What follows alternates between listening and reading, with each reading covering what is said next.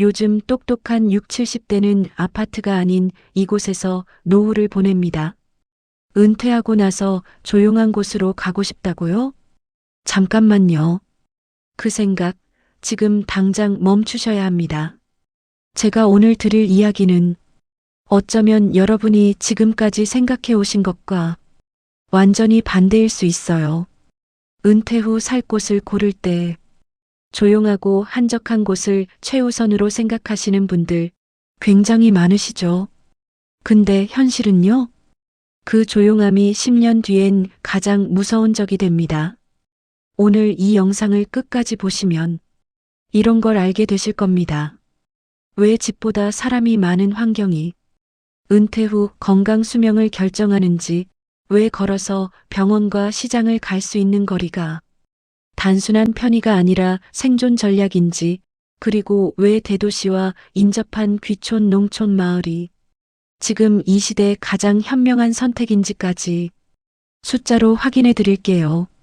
일본 오키나와 장수 마을 연구에서 밝혀진 가장 강력한 장수 비결이 뭔지 아세요? 맑은 공기, 좋은 음식? 아닙니다. 바로 유이마루라고 하는 이웃과의 끈끈한 연결이었습니다. 하루에 이웃을 얼마나 자주 마주치느냐가 수명을 결정했어요. 오늘 제가 말씀드릴 6가지 기준 하나하나가 여러분의 노후 20년을 바꿔놓을 수 있습니다. 지금 바로 시작합니다. 첫 번째입니다. 집보다 사람이 많은 환경. 이게 무슨 말이냐고요? 쉽게 말씀드리면 이렇습니다. 집 안에만 있으면 하루 종일 마주치는 사람이 가족밖에 없잖아요. 근데 집 밖으로 나왔을 때 자연스럽게 사람들과 마주치는 환경이냐 아니냐, 이 차이가 어마어마합니다. 외로운 사람은 그렇지 않은 사람보다 훨씬 빠르게 인지 기능이 떨어지고 수명도 짧다는 하버드 의대의 연구 결과도 있습니다. 그런데 은퇴 후 많은 분들이 하시는 실수가 있어요. 나는 혼자 있는 게 편해라고 하시면서 아무도 없는 곳을 택하시는 거예요. 그건 지금 직장 생활에 지쳐 있을 때 드는 감정이에요. 막상 퇴직하고 나면 아무도 없는 공간에서 시간이 얼마나 길게 느껴지는지 상상이 안 가실 겁니다. 그러면 어떤 환경이 좋을까요? 아파트 단지보다는 빌라촌이나 주택가 골목길처럼 길을 걸으면 자연스럽게 이웃을 마주칠 수 있는 곳이 좋아요. 슈퍼 사장님과 날씨 얘기 한마디 나누고 산책로에서 항상 마주치는 동네 분과 고개를 끄덕이는 것. 이런 작은 접촉들이 실제로 뇌에서 행복 호르몬을 분비시키고 외로움을 줄여줍니다. 동네 밀도가 높은 곳, 즉 너무 외지거나 너무 한산하지 않은 곳. 퇴근 시간대 아이들이 뛰어놀고 저녁엔 주민들이 산책을 나오는 그런 동네. 은퇴 후엔 이런 생기 있는 환경 자체가 여러분의 심리적 에너지원이 됩니다. 조용함을 원하신다면 집 안에서 누리시면 됩니다. 집 밖은 활기 있어야 해요. 두 번째입니다. 걸어서 병원과 시장을 갈 수 있는 곳.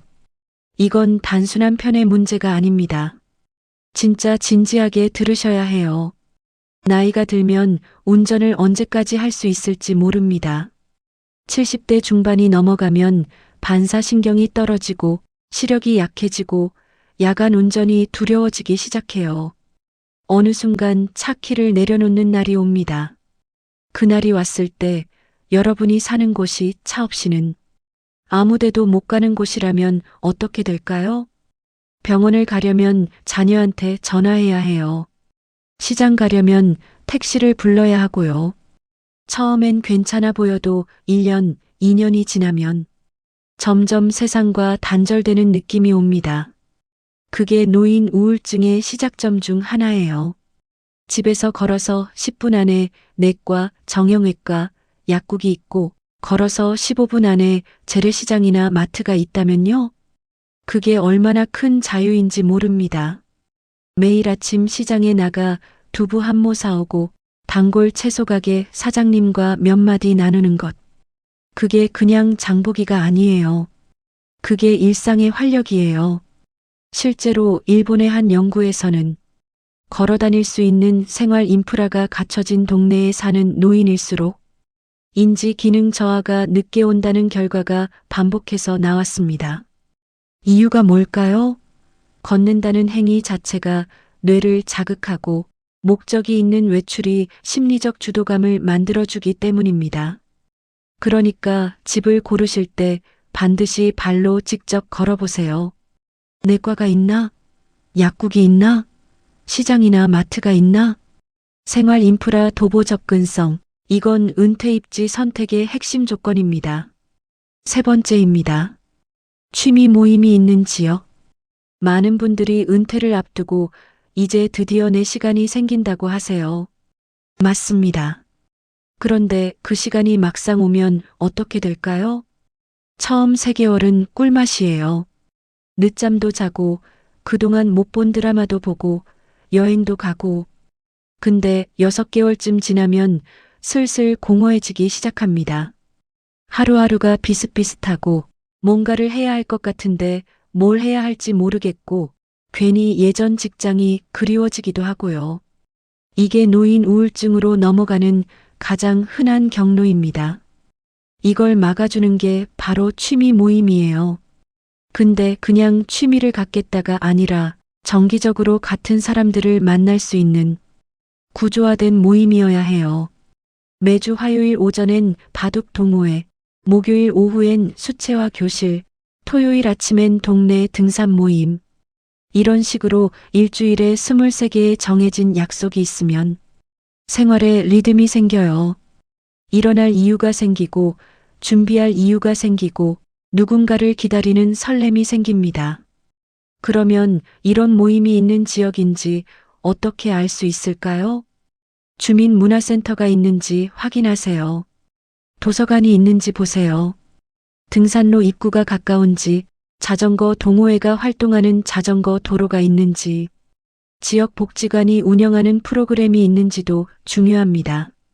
요즘은 각 지자체 홈페이지에서 문화복지 프로그램을 검색할 수 있어요. 이사하기 전에 꼭 확인해 보세요. 그리고 한 가지 더. 새로운 동네에서 새로운 사람들을 만나는 게 어색하게 느껴지신다면 그 어색함을 이겨내는 가장 좋은 방법이 바로 같은 취미를 가진 모임입니다. 취미라는 공통분모가 있으면 처음 만난 사이여도 자연스럽게 대화가 열려요.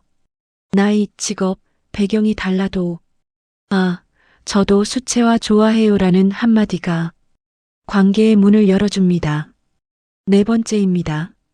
자녀와 1~2시간 거리. 이건 굉장히 중요한데 많이들 놓치는 부분입니다. 2가지 실수가 있어요. 첫 번째 실수는 자녀 바로 옆에 사는 겁니다. 같은 아파트 단지, 심지어 같은 동. 처음엔 서로 편할 것 같죠? 근데 현실은 다릅니다. 자녀는 자녀 나름대로의 삶이 있어요. 직장, 육아, 부부 생활. 부모가 너무 가까이 있으면 은연중에 서로 부담이 됩니다.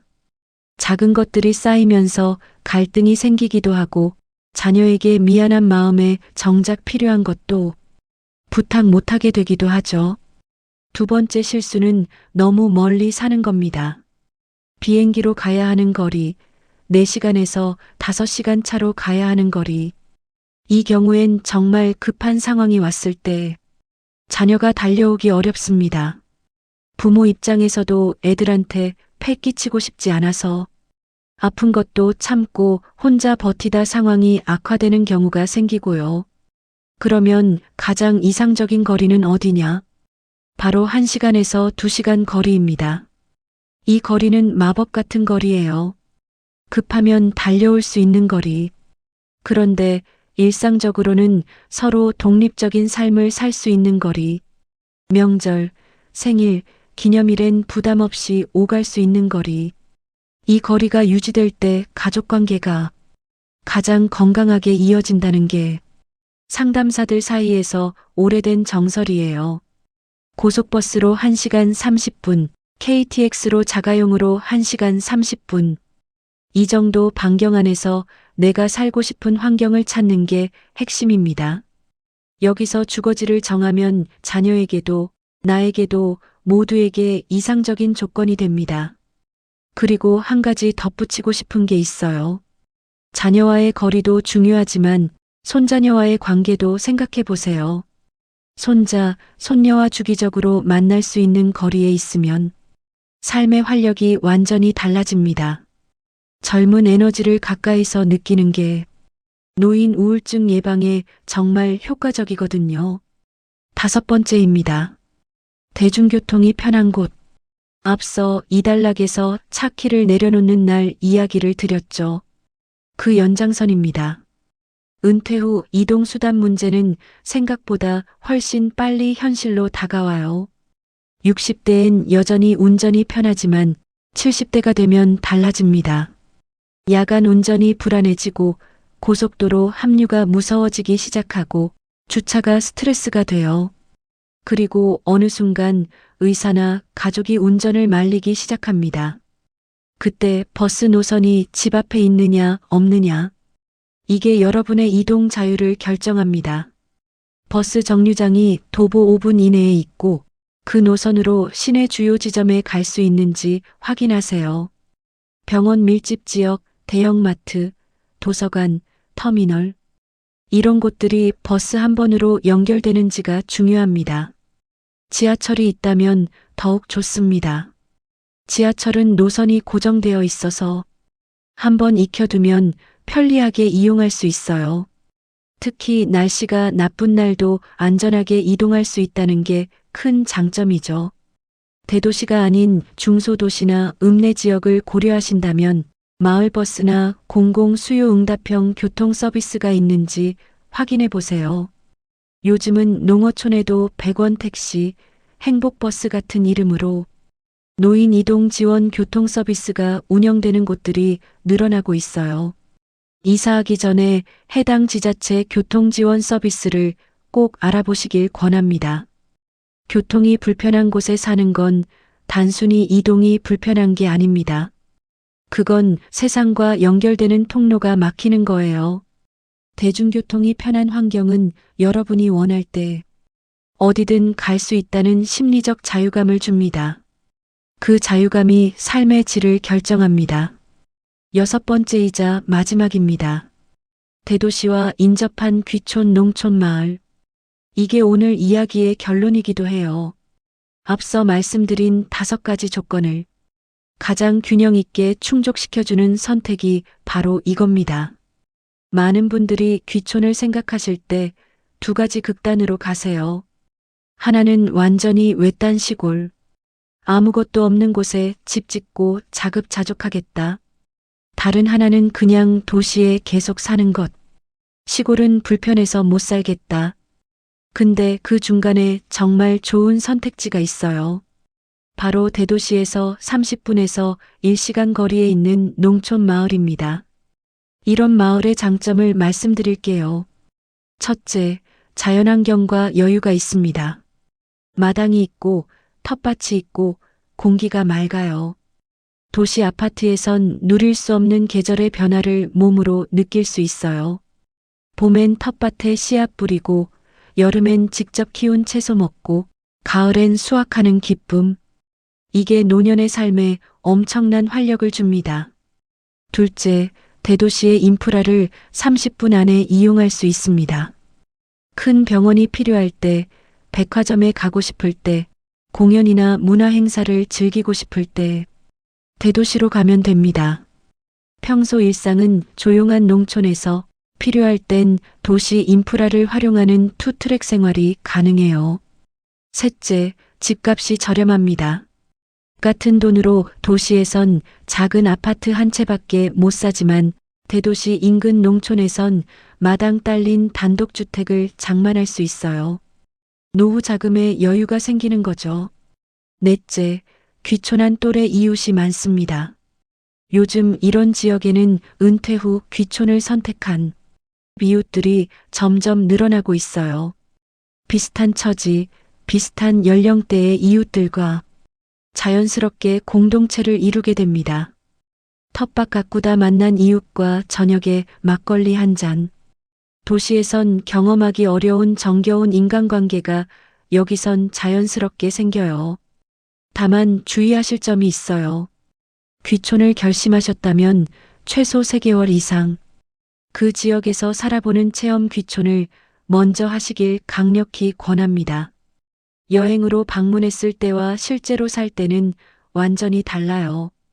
겨울에 얼마나 춥고 눈이 많이 오는지, 버스가 얼마나 자주 오는지, 마트가 실제로 가까운지, 이런 것들을 몸으로 먼저 겪어보셔야 해요. 귀촌 실패의 80% 이상이 충분히 알아보지 않은 것에서 시작합니다. 자, 오늘 말씀드린 6가지를 다시 한번 정리해 드릴게요. 하나, 집보다 사람이 많은 환경. 둘, 걸어서 병원과 시장을 갈 수 있는 곳. 셋, 취미 모임이 있는 지역. 넷, 자녀와 1~2시간 거리. 다섯, 대중교통이 편한 곳. 여섯, 대도시와 인접한 귀촌 농촌 마을. 이 6가지 하나라도 부족하면 노후가 흔들릴 수 있어요.